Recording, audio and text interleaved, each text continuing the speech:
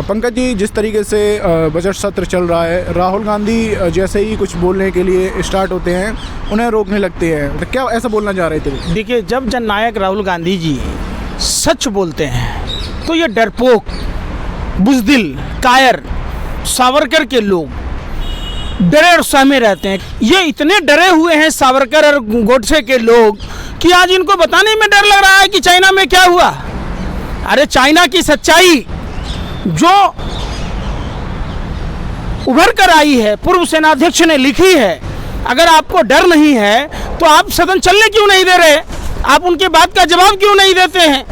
जननायक राहुल गांधी जी ने इनके दुखती रग पर हाथ रख दिया है और ये भाजपाई इतने बिलबिला गए हैं मानो कि सांप के बिल में किसी ने गर्म पानी डाल दिया हो, कुत्ते की पूंछ पर लात रख दिया हो, ऐसे बिलबिला रहे हैं। अरे भैया, देश के प्रधानमंत्री को, देश के गृह मंत्री को, देश के रक्षा मंत्री को इस पर चर्चा में भाग लेना था, क्यों नहीं ले रहे आप?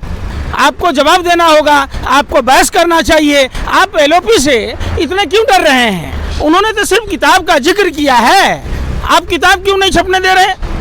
आप बहस पर क्यों नहीं बात कर रहे? कोई आम आदमी तो लगाया नहीं है आरोप। ये जनरल नरवणे जी जो सेना के पूर्व अधिकारी हैं, उन्होंने आरोप लगाया है। तो ये आरोप है कि नहीं है, ये कैसे क्लियर होगा? इसका मतलब है कि चोर के दाढ़ी में तिनका, पूरी दाल काली है। सिर्फ दाल में काला नहीं है, पूरी दाल काली है।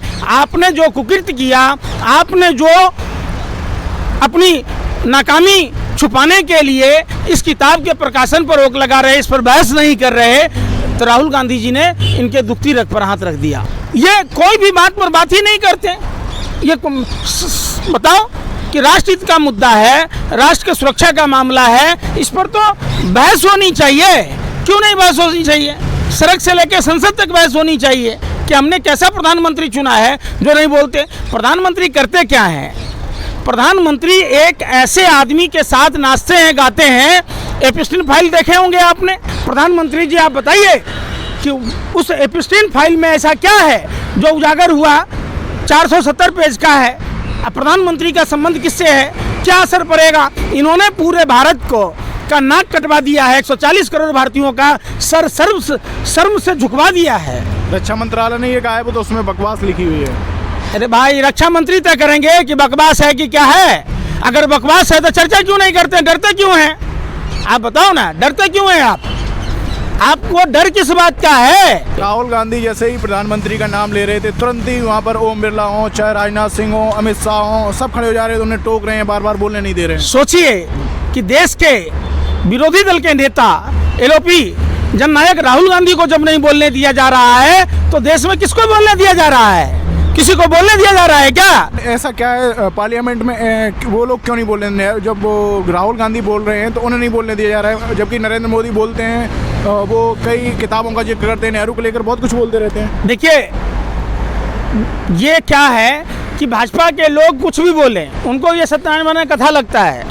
और दूसरा जब बोले तो चूंकि वो दुखती रग पर हाथ है, उनके काला जो चिट्ठा है वो कहीं सार्वजनिक न हो जाए। लेकिन हमने देखा देश में एक निडर, साहसी अगर कोई नेता है तो वो राहुल गांधी है, जो आंख में आंख डालकर बात करता है और सत्ताधारी दलों को बेनकाब करता है। ऐसे नेता का समर्थन पूरे देश को करना चाहिए। अभी आपने देखा होगा, अभी कोटद्वार में क्या हुआ वो दीपक के साथ। अरे भैया, कहाँ ले जाके मानोगे देश को? बताओ ना। जिस देश की सभ्यता और संस्कृति, गंगा जमुना तहजीब, जिस धर्म में, सनातन धर्म में विश्व का कल्याण हो कहा जाता है, क्यों कहा जाता है? जहाँ प्राणियों में सद्भावना हो, धर्म मतलब अच्छाई की जाए हो, अधर्म मतलब बुराई का नाश हो, जिस धर्म का मूल मंत्र है हर जीव में ईश्वर का वास होता है। तो आपने देखा उल्टा उत्तराखंड की सरकार दीपक पर कार्रवाई करने की बात कहती है। अरे उन्होंने तो बब्बर शेर को मदद करनी चाहिए, हर आदमी को उनका बढ़ावा देना चाहिए कि नफरती लोगों को सनातन धर्म नफरत नहीं सिखाता है, सनातन धर्म किसी पर अत्याचार करना नहीं सिखाता है। तो सनातन धर्म का जो मूल उद्देश्य है क्या है?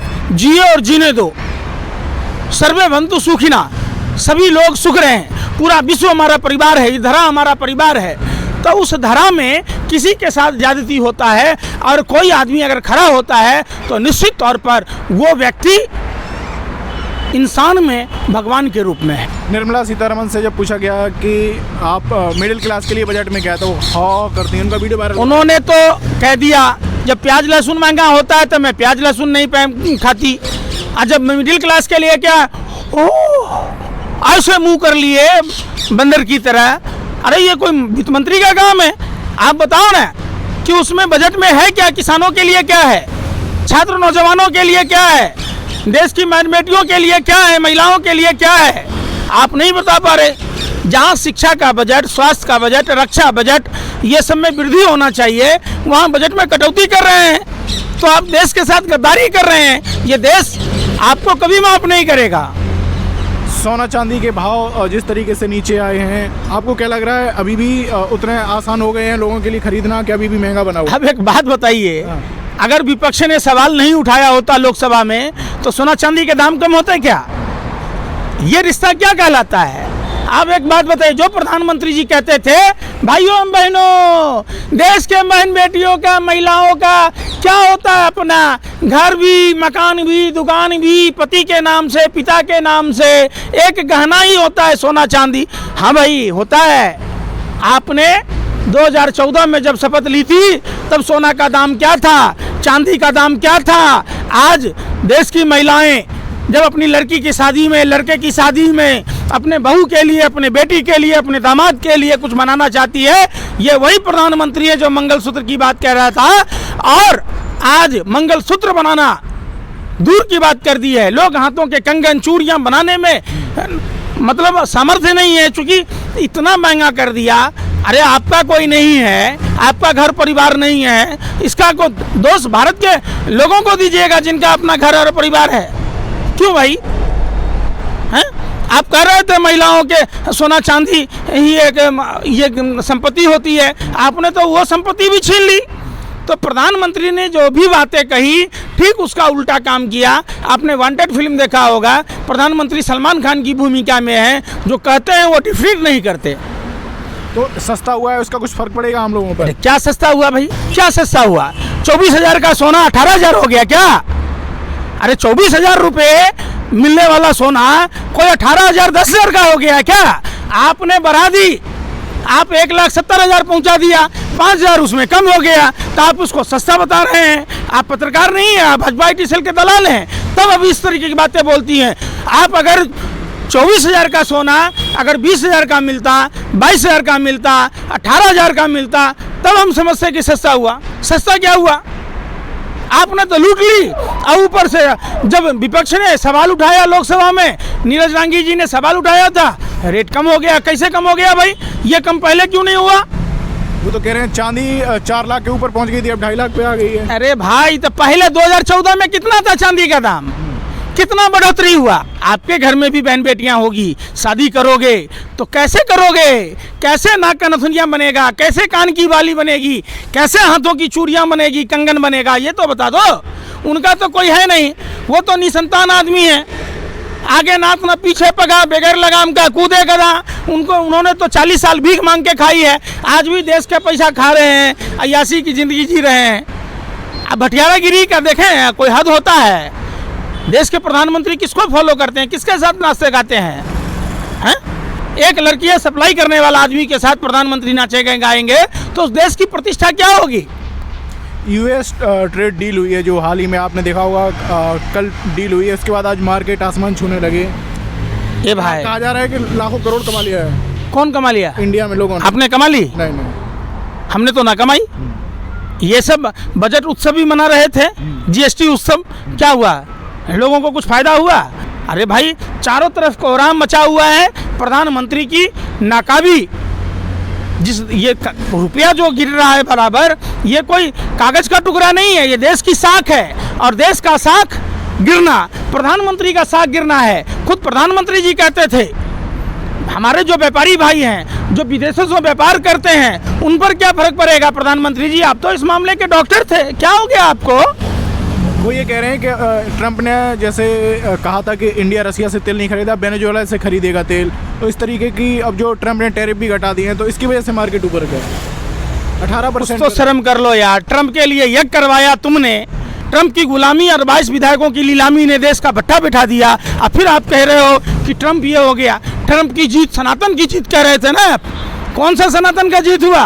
जो भारतीय आए, जो सनातनी आए, उनके पैरों में सिक्कर लगा था, जंजीर लगी थी, और हमारे देश का कायर प्रधानमंत्री, डरपोक प्रधानमंत्री एक शब्द नहीं बोला। धन्य है उस देश का वो राष्ट्रपति जिसने अपने सेना के विमान से अपने तमाम लोगों को बुलाया। और हमारे देश का प्रधानमंत्री तो अमेरिका का ओ नहीं बोल पाता है, ट्रंप का टो नहीं बोल पाता है, ना जाने कौन कौन सी फाइल उसके पास है। हमें तो सुब्रमण्यम स्वामी की बातें याद आती है कि कहीं ना कहीं कुछ ना कुछ तो गड़बड़ है कि प्रधानमंत्री अमेरिका का ओ नहीं बोल पाते हैं। ट्रंप बार बार प्रधानमंत्री का निंदा करता है, प्रधानमंत्री की आलोचना करता है, फिर भी प्रधानमंत्री की इतनी हिम्मत नहीं है कि प्रधानमंत्री ट्रंप को कुछ कह सकें। आखिर क्यों? ऐसी लाचारी, ऐसी बेबसी किस बात का डर है प्रधानमंत्री जी? ये देश के सामने आप रखिए। ये देश क्रांतिकारियों का है, ये देश सावरकर का नहीं है, ये देश गोडसे का नहीं है, ये देश चंद्रशेखर आजाद का है, ये देश सुभाष चंद्र बोस का है, ये देश खुदीराम बोस का है, ये देश अशफाक उल्लाह खां का है, ये देश ठाकुर रोशन सिंह का है। प्रधानमंत्री आप क्यों डर रहे हैं? आप ट्रंप का टो नहीं बोल पा रहे। ट्रंप कौन होता है हमको ये गाइड देने वाला कि रसिया से तेल नहीं खरीदो, वेनेजुएला से कर दो? हमको जो देश सस्ता तेल देगा, जिससे हमको फायदा होगा, हम वो काम करेंगे। प्रधानमंत्री डरपोक प्रधानमंत्री चुना है, जिसका नतीजा आज पूरे देश को भुगतना पड़ रहा है।